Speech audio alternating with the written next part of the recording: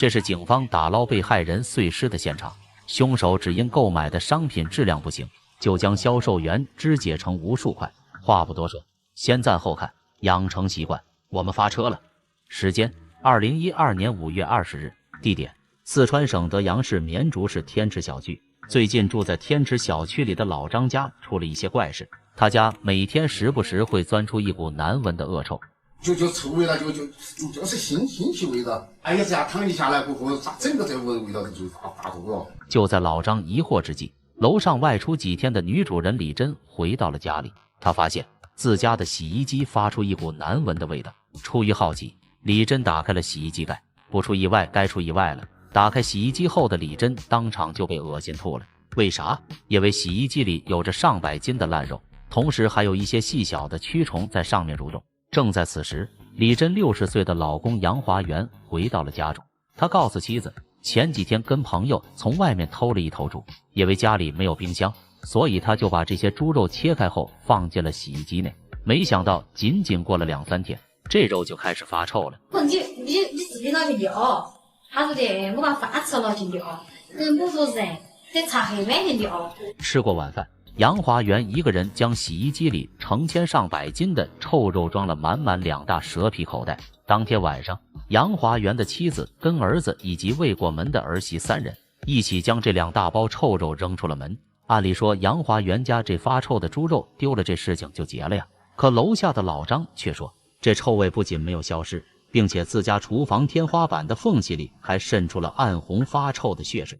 因为老张经常观看王德发故事会，他明白当臭味与血水结合在一起的时候，那事情肯定小不了。于是老张立即来到派出所，将这一反常的情况告诉了民警。随后民警来到老张家，并将老张家厨房的天花板锯了开来，同时在上层的下水系统内发现了异样。然后通过我们最后的实验，是人血，但是你发现一些少量的疑似的人体组织。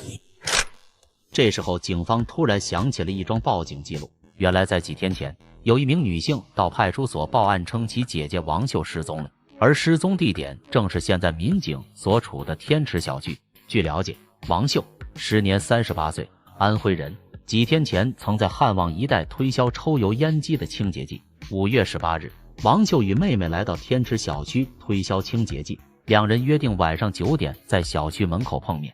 可王秀的妹妹从晚上9点等到了晚上12点，也没能等到姐姐的出现。同时姐姐的手机也是一直关机状态。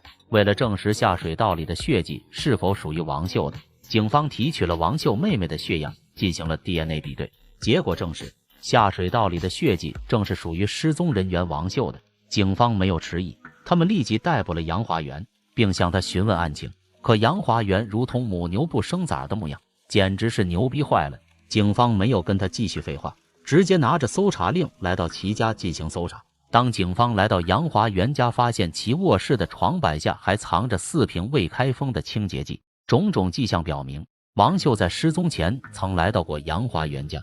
杨华元的妻子说，5月20日这天，他与儿子儿媳扔掉的2大袋臭肉极有可能就是王秀的尸体。随后警方与王秀及家人来到了抛肉地点。20晚9点钟，你们3个人来对对8、9点钟了。你们3个人对不对？9点，就你们3个人是？就没3个人，没走在回去走在过，他说是猪肉吃不得，没谁在丢哪里，晓得吧？我们就丢了在他去。你们当时是好点？好大的手机对吧？真的，以前男朋友和他妈你一起到这堆地上面丢的，堆的猪肉，哪个人说的猪肉？杨华元的妻子、儿子与儿媳3人的说法完全一致。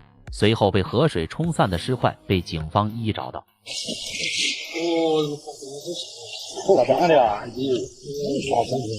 而此时的杨华元终于牛逼不起来了，他承认了杀害王秀的犯罪事实。检警官说，医生也在头，心也在跳，眼皮也在跳，就坐到地上，也就手脑壳一片空白，就是瘫坐到地上，这个一不做二不休，干脆就拖车去河去。杀死王秀后，他用自家的菜刀将王秀芝解成了无数块，放进了自家的洗衣机，而内脏则被他掏出放进了洗衣机的脱水桶内。头颅被他用铁锤敲碎，冲入了下水道。头颅大块的组织混合躯干的碎肉混装在了一起。杨华元说，他原本是准备将尸体脱水后进行丢弃的，谁知道当时天气太热，第二天屋内就散发出了臭味。本来他想着在5月20号晚上进行抛尸，可下午的时候妻子跟儿子就回来了。老婆子呢就跟着主人的，哥哥恰恰到处找，到处问，洗衣机揭开看，这是啥子东西哦，弄来这么臭哦。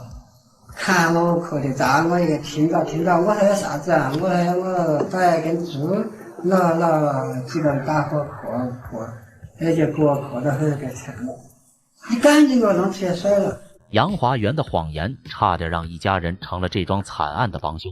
那么杨华元为什么会杀死肢解一个素未谋面的女人呢？这个我要用手钱摸了邮局的也就是就好像也就是认为就是有点歪呀，就从这些日开始发生起矛盾。我这只手拿的没走嘛，这只手拿的没走线，那个没走线，一下就给他扛到脑壳上。仅仅是因为一瓶清洁剂，杨华元就做出了如此丧尽天良的恶性案件。而事到如今，杨华元居然还不知悔改。当时也就说我有点气愤的啥子呢？他不该死到我这个屋头。杨华元所犯下的罪孽伤害了2个家庭。本来他的儿子当年准备结婚的，可如今这所准备用来当作婚房的房子却成了凶宅，而杨华元最后也为他的行为付出了惨痛的代价。2014年9月27日，四川省德阳市中级人民法院判处杨华元死刑，并剥夺政治权利终身。其实杨华元曾在18岁时就犯下了强奸罪，26岁时犯下盗窃杀人罪，被判有期徒刑8年，48岁时又犯下强奸罪，直到2011年才被刑满释放。回看杨华元的一生，其实不难看出，他能做出如此丧心病狂的案件也就不足为奇了。好了，今天的故事讲完了，关注我亚麻袋卡其马，爱你们么么哒。